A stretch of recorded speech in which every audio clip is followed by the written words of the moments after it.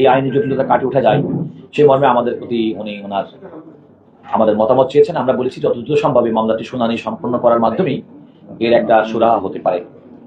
আপনারা জানেন যে আজকে বাংলাদেশের মাননীয় প্রধান বিচারপতি নেতৃত্বে সুপ্রিম কোর্টের আপিল বিভাগের 4 জন বিচারপতি সর্বসম্মতভাবে সরকার অর্থাৎ সরকারের পক্ষে প্রাথমিক এবং গণশিক্ষা মন্ত্রণালয় যে আপিলটি দায়ের করেছিলেন হাইকোর্টের রায়ের বিরুদ্ধে, সেখানে আপিলটি মঞ্জুর করেছেন। অর্থাৎ হাইকোর্ট যে রায়টি দিয়েছিল সেই রায়টি আর থাকলো না।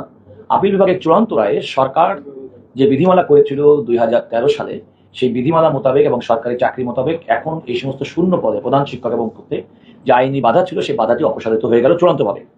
এবং আমি যে কথাটি বলতে চাই যে একটা দেশের এত বড় একটা দেশের বিপুল সংখ্যক প্রধান শিক্ষকের পদ শূন্য এবং দীর্ঘদিন পর্যন্ত, কারণ আপনারা মন্ত্রী সাহেব যথার্থই বলেছেন 2017 সালে রিট পিটিশন হয়েছে, 2019 সালে হাইকোর্ট রায় দিয়েছে, 2019 সাল থেকে 2026 সাল পর্যন্ত এই রায়ের বিরুদ্ধে সরকারের দায়েরকৃত আপিল নিষ্পত্তির জন্য তেমন কোনো কার্যকর উদ্যোগ গ্রহণ করা হয়নি।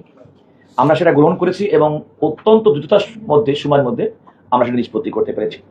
আমি এক্ষেত্রে একটি কথা বলতে চাই, দেখুন আমরা যারা বাংলাদেশকে নিয়ে চিন্তা করি বা বাংলাদেশকে অগ্রগতি করে নিতে চাই, আমি বিশ্বাস করি বর্তমান সরকার, মাননীয় শিক্ষামন্ত্রী, মাননীয় প্রতিমন্ত্রী, সচিব সহ যারা আছেন তারা প্রত্যেকে শিক্ষাকে সর্বাধিক গুরুত্ব দিচ্ছেন এবং সর্বাধিক গুরুত্ব দেওয়ার পদক্ষেপ হিসেবে এই যে একটা স্ট্যাগনেন্ট অবস্থা ছিল, এই স্ট্যাগনেন্ট অবস্থার যে অপসারণ করা গেল, এটা একটা স্বস্তির বিষয়।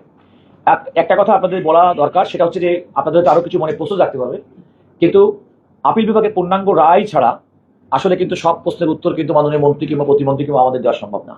তবে এতটুকু বলতে পারি যে প্রধান শিক্ষকের নিয়োগের ক্ষেত্রে, শূন্য পদে নিয়োগের ক্ষেত্রে দীর্ঘদিনের যে অচলাবস্থা সেটা এই মুহূর্ত থেকে দূরীভূত হয়েছে এবং মন্ত্রণালয়, আমি রাষ্ট্রের প্রধান আইন কর্মকর্তা হিসেবে বলতে পারি, মন্ত্রণালয় আপিলের বিভাগের আজকের আদেশের পরে তারা তাৎক্ষণিকভাবে এই কার্যক্রম শুরু করতে পারবে, তার ক্ষেত্রে কোনো আইনি বাধা থাকবে না। Thank you.